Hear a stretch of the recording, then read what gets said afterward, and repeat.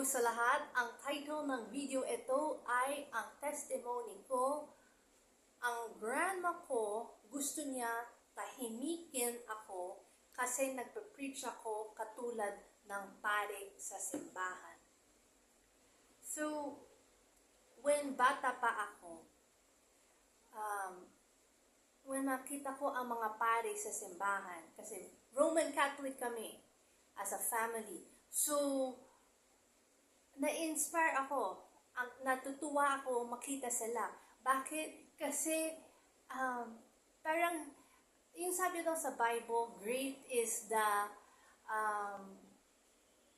yung trabaho ng mga tagalingkod ni Jesus Christ who preach the gospel, you know? How beautiful is the feet of those who preach the gospel. And sabi ko sa sarili ko, gusto kong maging ganyan. Pare. Kasi alam ko na, syempre, as a Roman Catholic, diba? Sinong pwede nang mag-preach ng gospel? Mga pare, lalaki. Babae ako paano yun? Diba? So, pero sa loob ko, meron, kaya. Hindi ko alam paano, pero I think God can use me. Right? But, at this time, I think Father God was training me para ma-increase yung desire ko, ma-enjoy ko yung regalo niya sa akin to preach soon in the future. And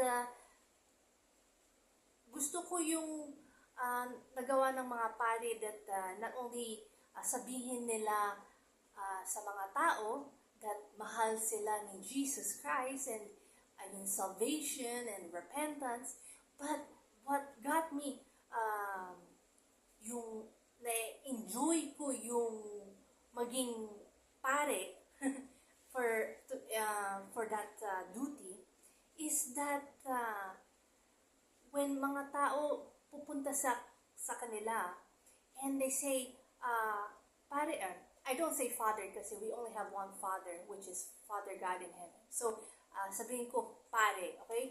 They go to the pare and then they will say, gusto kong humingi ng patawad at gusto kong magbagong buhay. And nakita ko mga taong ganun. And yung mga pare, they will say a prayer, tapos sabihin nila anong dapat nilang gawin, ma-inspire nila, yung give messages para mas malapit sila kay Jesus Christ. And yun, nakita kong gusto ko yun. Maging ganun. You see?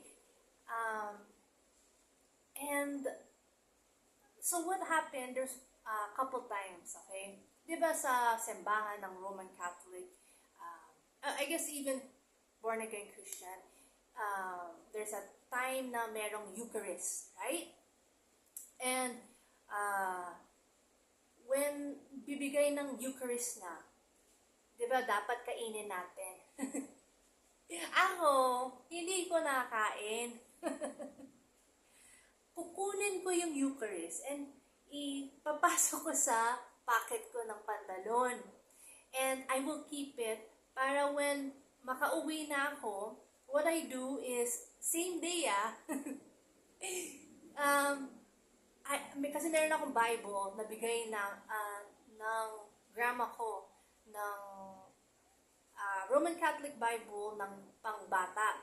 And sasabihin ang mga yung message ng pare, anong dapat sabihin ng mga believers, and so on. Parang the format of the day for Sunday or Saturday, whatever day it is.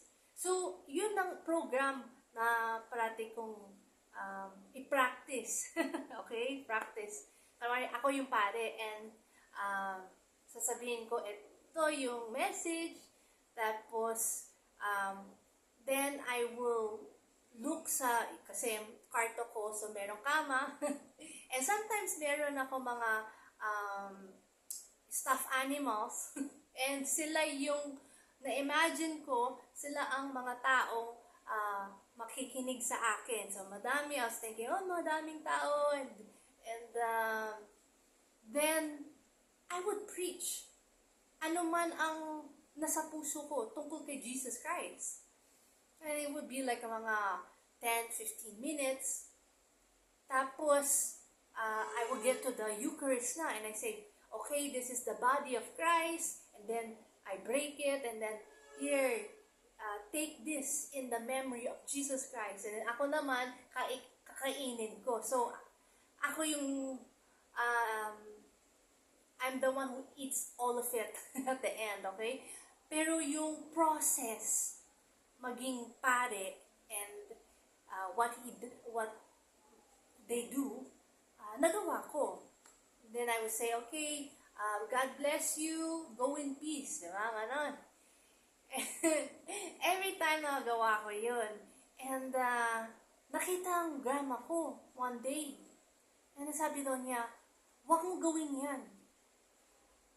Meron kang demonyo sa loob mo Si Satan na sa loob mo. Eh sabi ko, Grandma, what? Like, talaga? Bakit? Ano nagawa kong mali? Eh said, kasi ang pare, para sa mga lalaki lang. Babae ka. Hindi ka pwedeng maging pare. Eh sabi ko, gusto ko mag-preach eh. Eh sabi niya, maging madre ka. Eh sabi ko, mga madre, tahimik eh. Hindi parang pare, pwede silang to be free, to share the gospel. Ang dami nilang pwedeng puntahan ng mga tao, and people invite them kasi pwede silang mag-pray over, pwede silang if weddings, funerals, they get invited, silang nagpa-pray over, silang magba-bless. But madre, what do they do? And I'm not putting madre down. Pero yung sa loob ko, gusto ko the best, di ba? Yung talagang disciple of the Lord Jesus Christ. And hindi ko alam yun, yung parang discipleship and all. At 10 years old lang ako, okay?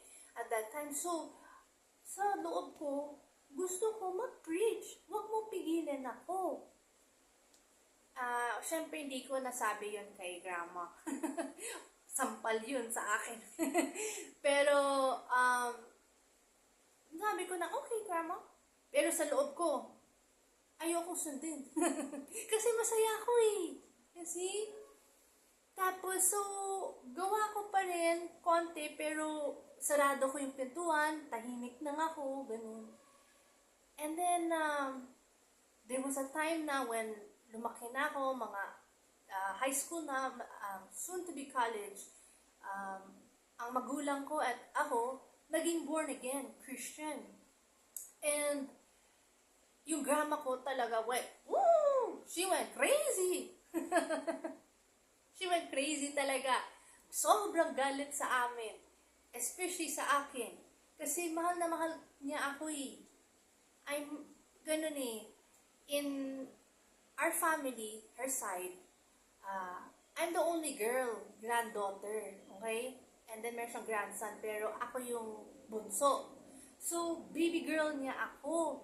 And ayaw niyang mawala ang tradition and culture sa buhay ko ng family culture. Right? So, di ba, Roman Catholic, when maging born-again Christian ka, is separate ka, di ba? They think, yung mga Catholics, iba ka na. Wala ka na sa amin, you know? And nasabi namin parati sa kanya, Grandma, hindi. Praise ang Diyos natin, si Lord Jesus Christ. Pero yung difference lang natin is that hindi kami nagdadasal kay Mary or sa mga saints. Kasi tagalingkod lang sila, katulad natin. Pero si Jesus Christ, siya yung namatay para sa atin. So why can't we go diretso sa Kanya? Bakit mag-move pa tayo, mag-pray to Mary? Oh Mary, please pray for me para kay, sabihin mo kay Jesus Christ. No, diretso ka. Sabi ko, Jesus Christ, gusto kong merong relasyon sa iyo. I mean, paano mo maging Panginoon siya kung wala kang relationship sa Kanya? Right? And parati mo kusap ng mga saints or pray, I mean, and most, oh my goodness, Mary, grabe. I mean, Mary is like sobrang number one sa Roman Catholic, especially sa family ko. And once when sabi ko, tagalingkod lang siya, katulad natin. And ay, grabe, away yun talagang, woo! And so, wala na, tahimik na lang ako. Kasi, close-minded eh, right? And gustong kontrolin ni Grandma ako na come back to Mary, come back to our Catholic Church. Sabi ko, no. Kasi, the Lord Jesus Christ, He chose me na eh. I mean, nagbagong buhay ko eh. You see? And nasabi ko sa Kanya yun, like, look, I'm happy and I'm helping daming tao. Even my classmates in high school and college, nagpa-preach ako sa kanila. I mean, we pray, I tell them pray, and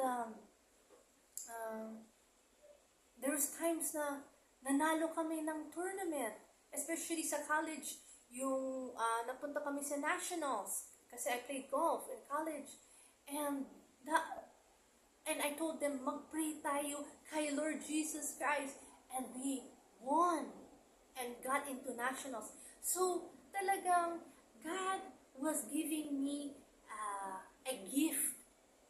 Hindi lang mag-preach, but to be a leader sa mga tao that hindi yung maging mayabang, but to inspire, to be closer to the Lord Jesus Christ, maging dependent ka sa Kanya. Wala sa ibang tao. Sa Kanya lang. Para makita mo yung pagmamahal niya sa iyo at yung lahat ng provisions na gusto niya ibigay sa iyo. Si Grandma ayaw niyang makinig. Talaga saradong isip, puso. And so, yung inis niya sa akin, gusto niya kontrolin ako and i-change ang mindset ko na sabihin sa akin, hindi maganda yan, hindi tama yan. Hindi ako nakinig. Kasi nakita ko yung pagmamahal ni Jesus Christ sa akin eh. Through being born again, Christian, through a personal relationship sa Kanya. So, Grandma couldn't change me, hindi ko kaya i-change siya. So, nag-separate na lang kami until namatay na siya. And then yun, I was able to be more free to preach the gospel kasi wala nang nagpipigil sa akin. Kasi mommy, daddy ko, na-support nila ako. So, that's my testimony tungkol sa mga family members ko, most especially yung grandma ko. Gusto niya tahimikin ako. And I forgave grandma. Okay? Kasi alam ko hindi niya magets. Kasi saradong isip niya at puso niya. So, ayokong merong masamang loob sa kanya. Mahal na mahal ko si grandma. And she was the first one to teach me how to pray to Jesus Christ. So, alam ko, mabait ang puso niya. Iba nang ang isip niya. Ang dami niyang strongholds. Kasi sobrang focus lang siya na Roman Catholic. Ito nang ang paraan para makapasok ka sa langit. Pa hindi. Si Jesus Christ ang only daan papuntang langit. Siya nang the only way, truth, and life. So, go to Him. So, that is my testimony.